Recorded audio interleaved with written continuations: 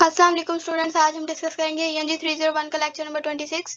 Lecture number 26 हमारा sales letter के बारे में। सेल्स लेटर बेसिकली कोई भी लेटर जो आप लिख रहे होते हैं अपनी ऑर्गेनाइजेशन की तरफ से, तो वो आपकी ऑर्गेनाइजेशन की इमेज और गुडविल का जो है एक तरह से वो आपकी उसको सेल ही कर रहा होता है। ठीक है, इस तरह के लेटर्स को भी हम सेल्स लेटर कह सकते हैं। बेसिकली सेल्स लेटर की टू टाइप्स होती हैं, सोलिसिटेड लेटर्स एंड अनसोलिसिटेड लेटर्स। ठीक है, सोलिसिटेड लेटर्स मतलब रिक्वेस्ट लेटर होते हैं, लेकिन इंक्वायरी लेटर का रिप्लाई जो होता है उसे हम कहते हैं सोलिसिटेड लेटर। ठीक है, अनसोलिसिटेड लेटर्स वो होते हैं जो आप खुद से आप लेटर सेंड कर रहे हैं दूसरे किसी भी कस्टमर को कि वो आपकी प्रोडक्ट को बाय करे। ठीक है, तो कोई भी टाइप का आप लेटर लिख रहे हैं उसमें आपने बेसिकली 4 प्रिंसिपल्स जो है उनको फॉलो करना है। नंबर फर्स्ट पे आपको अपने बायर की जो है सारी डिटेल्स का पता होना चाहिए।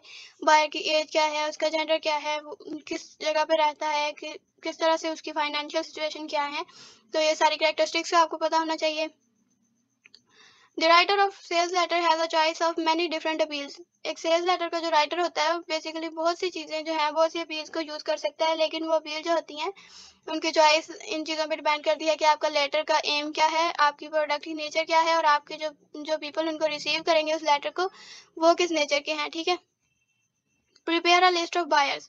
आपने अपने बायर्स की लिस्ट बनानी है। उनकी गुड मेलिंग लिस्ट में क्या क्या इंक्लूड होता है, कि उनका करेक्ट नेम्स पीपल के और उनके एड्रेसेस, या उस ऑर्गेनाइजेशन का करेक्ट नेम और एड्रेस जो कि आपको बायर जो है आपको मुहैया कर रहा है। ठीक है, एनालाइज द प्रोडक्ट। आपको अपनी प्रोडक्ट के बारे में सारी डिटेल्स पता होनी चाहिए। Letters that present a product in terms of what perspective buyers think of it and how they can use it do more than make sales they win satisfied customers। ठीक है, आपने अपनी प्रोडक्ट की जो काम वो करती है आपकी प्रोडक्ट जिससे आपका जो है कस्टमर जो है वो पर्सनली सेटिस्फाइड हो, वो सारी जो चीज़ें आपने नोट डाउन कर लेनी है। Decide on the central selling point.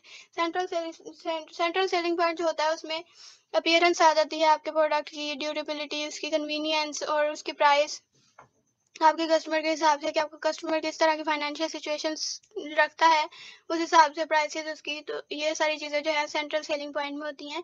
तो आपने सेंट्रल सेलिंग पॉइंट पे आपके प्रोडक्ट का प्राइसिंग कितनी होगी, उसकी ड्यूरेबिलिटी कितनी होगी, उसकी अपीयरेंस कितनी होगी। ठीक है, writing solicited sales letter. Solicited sales letter are the letter that you write in response to an inquiry. जो कि आप किसी भी इंक्वायरी लेटर का रिप्लाई कर रहे हो वो सोलिसिटेड लेटर्स होते हैं। ऑर्गेनाइजेशनल प्लान्स जो होते हैं सोलिसिटेड लेटर लिखने के लिए यूज होते हैं। उनमें आता है नंबर फर्स्ट पे opening paragraph, use the good news approach. Good news सबसे पहले लिखनी है पैराग्राफ के अंदर, मतलब कि सबसे पहले इंक्वायरी में जो क्वेश्चन पूछे गए हैं उनका फेवरेबली आंसर करना है, और ये इंडिकेट करना है कि रिक्वेस्टेड मटेरियल जो भी आपसे मांगा गया है आप वो सेंड करेंगे। ठीक है, बॉडी, आंसर एडिशनल क्वेश्चंस, जो भी एडिशनल क्वेश्चन है उनका रिप्लाई करें।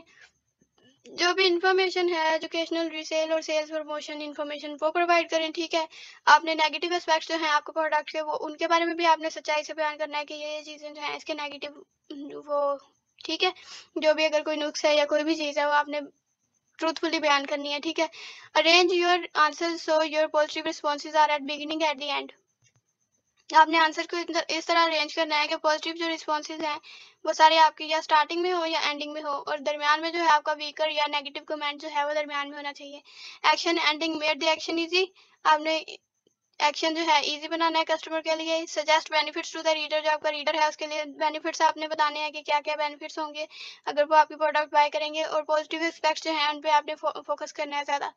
Writing unsolicited sales letter. Unsolicited sale letter की डिफाइन ये है कि वो लेटर जिनके जिनके जरिए आप अपने बायर को जो है कायल कर सकते हैं कि वो आपकी प्रोडक्ट या सर्विस लें। ठीक है, इसको लिखने के लिए जो 4 स्टेप्स होते हैं उनमें आता है फर्स्ट पे एक्शन, नंबर 2 पे इंटरेस्ट, नंबर 3 पे डिजायर और नंबर 4 पे टेंशन। ठीक है, ये उन्होंने थोड़ा मिस्टेक कर दिया लिखने में, AIDA होता है ये प्लान। ठीक है, तो इसके 4 स्टेप्स हम पढ़ लेते हैं। Attracting the attention. अटेंशन जब आपने लेनी आपने ग्रैब करनी है अपने कस्टमर की, तो उसमें सबसे पहले आपने क्या लिखना है, डिजाइन ए पॉजिटिव ओपनिंग। पॉजिटिव ओपनिंग आपने डिजाइन करनी है। फिर ओपनिंग इस तरह से आपने लिखनी है कि वो फ्रेश लगे और ऑनेस्ट लगे आपके रीडर को पढ़ने में। ठीक है, promise a benefit to the reader. आपने रीडर को बेनिफिट आपने बताने हैं सारे। Then first keep the paragraph short. Paragraph आपने शॉर्ट लिखना है, 2 से 5 लाइनों का होना चाहिए, या समटाइम वो 1 लाइन का भी हो सकता है। ठीक है, सेल्स लेटर्स में ज़्यादातर क्या होता है कि आपने क्वेश्चन जो होते हैं उनसे टेंशन ग्रैब करनी है, जैसे कोई भी स्पेशल ऑफर या गिफ्ट हो गई, या कोई प्रॉब्लम था तो उसके लिए आपने सोल्यूशन निकालना है, आपने वो लिखना है। ठीक है, तो ये इसकी एग्जांपल्स दी हुई है इन चीज़ों की, ये आपने जस्ट रीड करनी है, ये याद करने की कोई ज़रूरत नहीं है इनको। ऑप्शंस के हिसाब से आपने जस्ट रीड कर लेनी है, अपने माइंड में बिठा लेनी है, ठीक है। क्रिएटिंग इंटरेस्ट, क्रिएटिंग इंटरेस्ट में क्या होगा कि आपने सबसे पहले उसकी इन्फॉर्मेशन क्लियरली लिखनी है। नंबर 2 पे आपने उसका सेंट्रल सेलिंग पॉइंट जो है वो अच्छे से डेवलप करके लिखना है। फिर आपने अपनी प्रोडक्ट की जो है फीचर्स 2 वे में लिखनी है। फर्स्टली उसकी फिजिकल डिस्क्रिप्शन देनी है, सेकेंडली उसमें अपने रीडर को बेनिफिट देने हैं। नंबर 4 पे आपने बेनिफिट्स लिखने हैं और उसकी फिजिकल डिस्क्रिप्शन जो है तो उसके साथ साथ बेनिफिट्स के साथ साथ नंबर वाइज लिखने हैं, ठीक है। Describe objective details of the need और प्रोडक्ट। ऑब्जेक्टिव डिटेल्स में क्या क्या आ जाता है, साइज, शेप, कलर, उसका टेक्सचर, ये चीज़ें जो हैं उसकी ऑब्जेक्टिव डिटेल्स हैं वो लिखनी है। फिर आपने साइकोलॉजिकल अपील्स जो हैं रीडर जो सेटिस्फेक्शन या प्लेजर जो है रीडर गेन करेगा वो आपने लिखनी है। एंड देन लास्ट में अगर कोई भी नेगेटिव एस्पेक्ट था आपकी प्रोडक्ट में या सर्विस में तो उसको आपने वार्म फीलिंग से जो है कवर कर लें, ठीक है। Arousing your desire, desire create करें, उसमें क्या करें, आपके अपीयरेंस जो है उसकी फिजिकल डिटेल्स हैं अच्छे से। अगर कोई टेक्निकल या मशीनरी इक्विपमेंट है तो उसकी जो है टेक्निकल डिटेल्स आप विजुअलाइज कर सके आपका रीडर के, अगर वो यूज़ करेगा तो किस तरह की होंगी, ठीक है। Include technical sketches and meaningful pictures, जो भी अगर आप ज़रूरी समझें तो चार्ट्स या ग्राफ जो हैं उनको इंक्लूड करें आप। और टेस्ट रिजल्ट्स जो हैं आपकी लेबोरेटरीज या एक्सपर्ट्स के वो आप प्रोवाइड करें साथ, ठीक है। नंबर 4 पे आप क्या करें, stimulate the reader to action. आपने अपने रीडर को एक्शन लेने के लिए स्टिमुलेट करना है, ठीक है। उसके लिए आपने clearly state the action you desire, जो भी आप एक्शन चाहते हैं कि आपका कस्टमर ले वो आपने क्लियरली स्टेट करना है। नंबर 2 पे प्रोवाइड स्पेसिफिक डिटेल्स, आपने स्पेसिफिक डिटेल्स प्रोवाइड करनी है कि आपका रीडर कैसे प्रोडक्ट को ऑर्डर कर सकता है या उसके लिए मनी डोनेट कर सकता है या फिर आपके ऑर्गेनाइजेशन तक पहुंच सकता है, ठीक है। Is action with reply cards, pre addressed envelopes and phone numbers.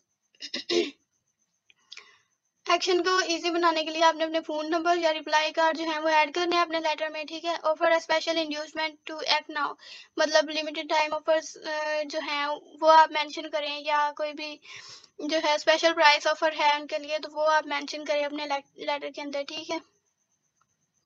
आगे क्या है, an offer of free gift, वही जैसे हमने पहले पढ़ा कि आपने कोई भी जो है फ्री गिफ्ट के बारे में आपने लिखना है कि अगर दैट टाइम पे वो खरीद रहे हैं आपसे चीज़ें तो आप कोई फ्री गिफ्ट उसके साथ उनको दे सकते हैं। ये जो ज़्यादातर जो है ना आपके रीडर को मोटिवेट करने के लिए होता है कि वो एक्शन लें, ठीक है, आपके लेटर पे।